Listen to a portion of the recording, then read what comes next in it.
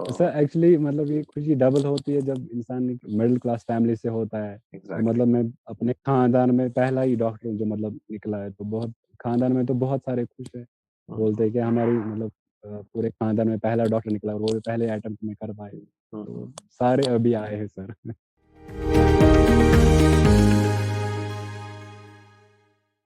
तो आपके कितने मार्क्स आए डॉक्टर साहब टोटल? सर मेरे 192 है। 192, वेरी नाइस वेरी नाइस। छोड़ दिया यार फिर तो बढ़िया। सेटिस्फैक्शन तो मतलब एक अलग बात होती है, मतलब एग्जाम पास करने की अच्छा स्कोर का एक अलग से वो रहता है हमेशा। जी जी सर। मैंने मतलब इतना एक्सपेक्ट नहीं किया था कि मतलब 192 होंगे। मैंने अपनी जगह तो एक्सपेक्ट किया था 160 टू 170 तो होंगे। जी जी जी जी जी। 192 होंगे इतना मुझे नहीं मतलब खुद पे था। लेकिन मैं मतलब उस जगह हमेशा था मुझे दिल में कि मतलब मैं पास निकलूंगा। इवन जब मैं थर्ड ईयर में था, मतलब जब मैं थर्ड ईयर में चढ़ा तो मैंने प्रेप राइटर के बारे में सुना। मतलब तब मेरी प्रिपरेशन नहीं थी। Actually I started my preparation from third year. And आपने मतलब मैंने बुक से स्टार्ट किया। मैंने सोचा बेसिक से ही स्टार्ट करेंगे, आगे मतलब आगे दौड़ पीछे छोड़ ये नहीं करना है। तो मैंने एनाटमी से स्टार्ट किया। तो उसी से मेरी प्रिपरेशन स्टार्ट हुई। तो मुझे अपनी मतलब अपनी जगह दिल में हमेशा लगता था कि नहीं मैं निकाल पाऊंगा इनसे, ये उतनी भी बड़ी बात नहीं है। मतलब कुछ बोलते थे कि यार ये बहुत टफ एग्जाम है, ये वो है, मतलब ऐसा कुछ नहीं है। मतलब बस दिमाग का काम है। मतलब हार्ड वर्क तो सब करते हैं सर, लेकिन बस यहाँ पे जब सेंटर पे पहुंचते हैं तो वहाँ पे दिमाग चलना चाहिए सर। वहाँ पे मतलब पूरे होशो हवास में देना होता है एग्जाम। तो और वो कोई स्ट्रेस, बात नहीं वो है। कहीं ना कहीं पे वो स्ट्रेस आ ही जाता है ना, कि वो मतलब सब लोग जो हैं वो एग्जाम हॉल में जाते हैं लेकिन वहां पैनिक कर जाते हैं ना। वहाँ पैनिक कर बड़ी बात है कि जो ब्लंडर करते हैं।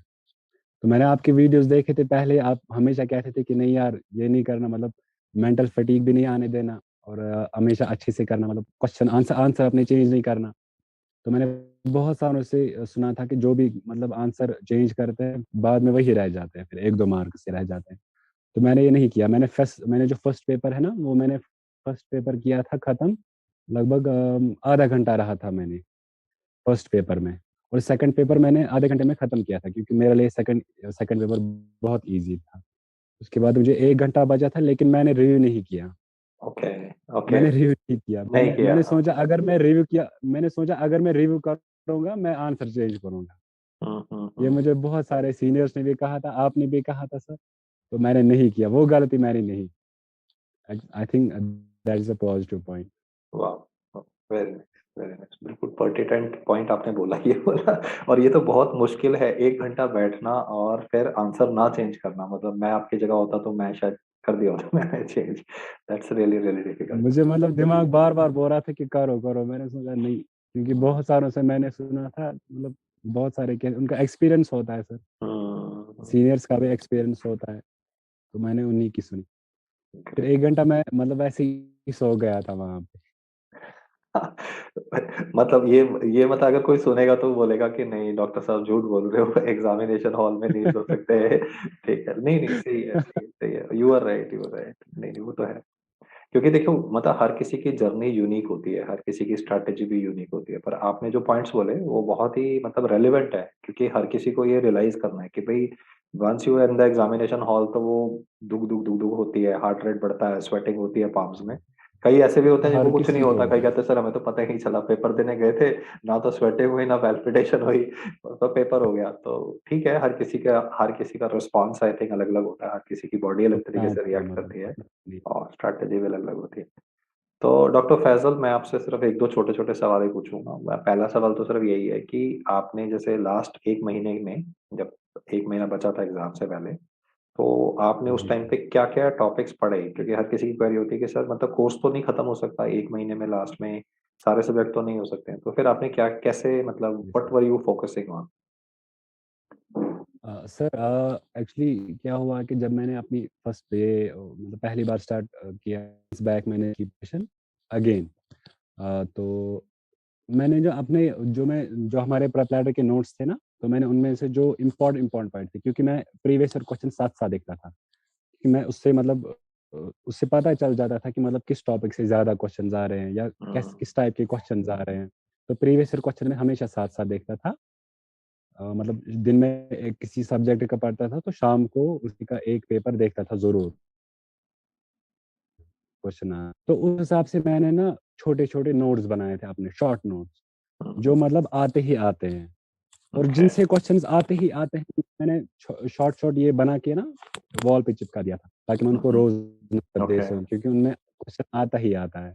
हुँ, अ, तो जो मेरी लास्ट मंथ की स्ट्रैटेजी है, मैंने आपको मैसेज किया था, सर मैं क्या कर रहा हूँ, मेरा ये फर्स्ट रिवीजन खत्म हो गया, तो मुझे सेकंड रिवीजन स्टार्ट किया। आपने बोला सेकंड रिवीजन 10 डेज़ में कंप्लीट किया।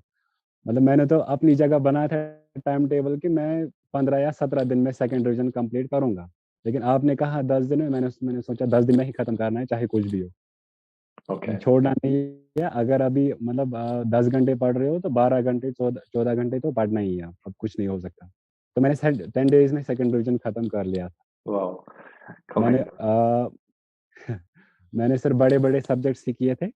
सबसे पहला सब्जेक्ट मैंने मेडिसिन का ही उठाया था, क्योंकि मैं सच बोलूँगा, आई विल बी ऑनेस्ट, कि मैंने कॉलेज के डेज़ में मेडिसिन नहीं पढ़ा था, ना ही मैंने सर्जरी पढ़ा। मैंने मतलब बेसिक सब्जेक्ट्स खत्म किए थे, लेकिन अपनी जगह।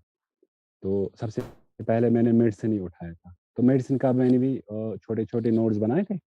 तो फिर लास्ट मंथ में मैंने, मतलब लास्ट मंथ भी नहीं, मतलब लास्ट के 2 मंथ्स में मैंने ये कवर किया था सारा, मतलब बेसिक-वेसिक सारा, थर्ड रिवीजन हो गया था। एक एग्ज़ाम के 1 हफ्ता पहले मैंने 4 रिवीजन खत्म किए थे। तो और जो एंड के लिए मैंने रखा था, मैं अब आपने जो यूट्यूब वीडियोज़ डाले थे, हुँ, हुँ, हुँ, एंड पे जो डालते हैं आप सारे, अब हुँ, स्पर सर ने डाले, गोबिंद सर ने डाले, तो मैं उन्हीं के पीडीएफ्स भी पढ़ता था और बस ऐसे ही ऊपर से उन शॉर्ट नोट्स को नज़र देता था, 1 हफ्ते के। क्योंकि मैं, और हाँ, ये स्टूडेंट्स को मैं ज़रूर कहना चाहूँगा कि एंड पे कुछ मत करो। ये स्टूडेंट सोचते हैं ना कि ये मैं एंड पे करूँगा, ये मैं एंड पे करूँगा, वो फिर इंसान का एंड दिमाग आता ही नहीं डल है। जाता है एंड पे, कि करे। एंड पे सही है। फिर लास्ट के हफ्ते में बोलते हैं कि करे क्या अब? हुँ, हुँ, तो वो प्रॉब्लम हो ट्रू, जाती है। True, true. नहीं, नहीं आपने और पॉइंट मैंने कोई भी सब्जेक्ट सर, मैंने कोई भी ये ना सब्जेक्ट छोड़ा नहीं था। हुँ, मैंने हुँ, छोटे सब्जेक्ट्स भी नहीं छोड़े थे। मतलब मुझे कह रहे थे बाकी सारे, यार छोड़े छोटे सब्जेक्ट्स, कोई बात नहीं। तो मैं मतलब in the sense of positive way में सोचता था कि मैंने, मुझे एक बात बताओ, मैं उनको कहता था, अगर इनके 5-5 ही मार्क्स हैं, हुँ, 1-1 दिन लगता है सब्जेक्ट को टोटल। हुँ, 5 सब्जेक्ट है तो 5 दिन टोटल, और 5 दिन में आप 25 मार्क्स कमा रहे हो। चलो 25 में तो 20 ही आ जाएँगे, लिख हुँ, जाएँगे, लेकिन छोड़ना नहीं है, कुछ भी नहीं छोड़ना है। तो मैंने कोई भी सब्जेक्ट नहीं छोड़ा। Exactly, exactly. नहीं, नहीं, वेरी नाइस डॉक्टर साहब, आपसे बात करके बहुत अच्छा लगा। मेरा मतलब एक मैंने बोला था 2 ही क्वेश्चन पूछूँगा, एक का तो आपने जवाब दे दिया। मेरा जो लास्ट क्वेश्चन है आपसे वो यही है कि भई मतलब आप अपने जूनियर्स को क्या कहना चाहोगे? मतलब प्रिपरेशन के पर्सपेक्टिव, क्योंकि अब आपसे फ़ोन करके सभी पूछेंगे भैया अब आप बताओ कैसे क्या करें? अभी से फ़ोन आने शुरू हो गए होंगे कि आप अपनी स्ट्रैटेजी जी बताओ, सर, आपको कर रहे फ़ॉलो हैं। करना है। तो वो होता ही है, जूनियर हमेशा पूछते हैं। तो juniors back in your college, उनके लिए आप क्या मैसेज देना चाहोगे? सर मैं यही मैसेज देना चाहूँगा कि मतलब जो भी अभी प्रिपरेशन स्टार्ट कर रहा है जून के लिए, तो जब आप स्टार्ट करो कोई सब्जेक्ट, तो पहले ही छोटे सब्जेक्ट्स के पीछे मत पड़ो पहले ही, हुँ, पहले हुँ, हुँ। बड़े-बड़े सब्जेक्ट्स कर लो। मतलब जैसे handle the pharma path, eat the frog वाली बात है ना, मतलब सुबह-सुबह उठ के मुश्किल वाली चीज़ पहले कर लो। Good, good. मैंने आपको भी मैसेज किया था सर, मतलब मैं आपको कह रहा था सर, मैं कौन-सा सब्जेक्ट, और आपने हमेशा कहा start with path and pharma, ये गेनिंग पॉइंट्स है। तो मैंने उन्हीं से स्टार्ट किया था। हुँ, और जो आप मतलब रोज़-रोज़ जो है प्रीवियस क्वेश्चन देखा करो, और साथ-साथ में एमसीक्यू भी किया करो उसी सब्जेक्ट्स के, और हुँ, मतलब रेगुलर रहा करो। अगर आप दिन में स्टार्टिंग में ये होता है कि मतलब इंसान 2-3 घंटा ही पढ़ पाता है या 4 घंटा भी पढ़ पाता है। हुँ, लेकिन रोज़-रोज़ जो है उसको बढ़ाना पड़ता है। राइट। आपका ये 12 से 14 घंटा होना चाहिए, दिन में पढ़ना चाहिए। हुँ, हुँ, हुँ, हुँ, और जो मैंने एक बात जो अपने साथ आज़माई है कि रिवाइज़ बहुत इम्पोर्टेंट, मतलब आप जो दिन में पढ़ रहे हो ना, उसको शाम को एक बार और नज़र दे दो, और सुबह हुँ, को जब उठोगे उसी को फिर से नज़र दे दो एक बार, वो आपकी मतलब ना लॉन्ग टर्म मेमोरी में रह जाता है। मैंने ये ईएनटी में किया था असल में। हुँ, ईएनटी हुँ, जब हुँ, मैं सब्जेक्ट पढ़ रहा था, मैंने रिवाइज़ किया था, फिर उसके बाद मैंने एक और रिवीजन किया था, और जब मैंने सब्जेक्ट खत्म किया था, फिर मैंने 1 दिन और दिया था ईएनटी को, पूरी बुक ऐसे ही पढ़ डाली। ओके। और तब से मुझे, मतलब मैं आपको कहूँगा, जब मैंने सेकंड रिवीजन किया था, मुझे उतना नहीं करना पड़ रहा है। ओके। उसमें मतलब ध्यान ज़्यादा नहीं देना पड़ा और बाकी सब्जेक्ट्स को मुझे देना पड़ रहा है। तो मैं इसीलिए कहना चाहूँगा कि और जो मतलब 4 3 से 4 रिवीजन तो होने ही चाहिए। ये मस्ट है। True, 1-2 revision true. से कुछ नहीं होगा, एग्ज़ैक्टली, 3-4 रिवीजन तो होने चाहिए। Exactly, exactly. और जैसे मैंने कहा कि मतलब जो आप पढ़ रहे हो उसके शॉर्ट नोट्स भी बनाओ क्योंकि ताकि एंड पे काम आ सके क्योंकि एंड पे पूरी बुक पढ़ना ये इम्पॉसिबल है। पॉसिबल फिर नहीं है। इंसान को समझ नहीं आता है कि क्या करे, क्या नहीं करे। तो हुँ, इसलिए शॉर्ट नोट्स अपने साथ ही बनाया करो और इमेज इमेज आजकल तो इमेज के पर्सपेक्टिव से बहुत सारे क्वेश्चंस आते थे। तो मतलब मैं क्या करता था जब मैं प्रिपेयर करता था, जब मैं कोई भी मतलब डिज़ीज़ पढ़ता था या कोई टेस्ट देखता था मैं उसके इमेज साथ-साथ देखता था। मेरे हुँ, हुँ, साइड में मोबाइल होता था, मैं देखता था ये नाम है, ये क्या है, उसकी इमेज साथ-साथ, उसका हुँ, हुँ, फ़ोटो भी मतलब सेव रखता था। और हुँ, हमने क्या किया था कि हमने 3-4 ग्रुप का पीपल था हमारा, हुँ, हुँ, तो टेलीग्राम पे हमने बनाया था। हमने उनको कहा था कि रोज़-रोज़ 10-10 एमसीक्यू अब अगर हम भेजेंगे और 10-10 इमेज भी भेजेंगे, तो ये हुँ, एग्ज़ाम तक तो बहुत हो जाएँगे। और मुझे लगता है कि वो हमारा पॉज़िटिव पॉइंट था। हुँ, हमने हुँ। फ़ॉलो किया वो, तो हमारा हो गया सर। Great, great, great.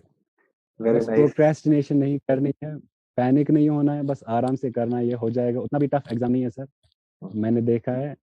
तो जब मैं आपको कहूँगा जब मैं 3rd ईयर में था, मैंने अभी मतलब कुछ पढ़ा नहीं था। तो मैंने ऐसे ही एक प्रेप लैडर का मॉक टेस्ट आया था, मैंने सोचा मैं दूँगा, देखेंगे ऐसे ही क्या क्या पेपर आता है। तो मुझे उसमें आए थे 83।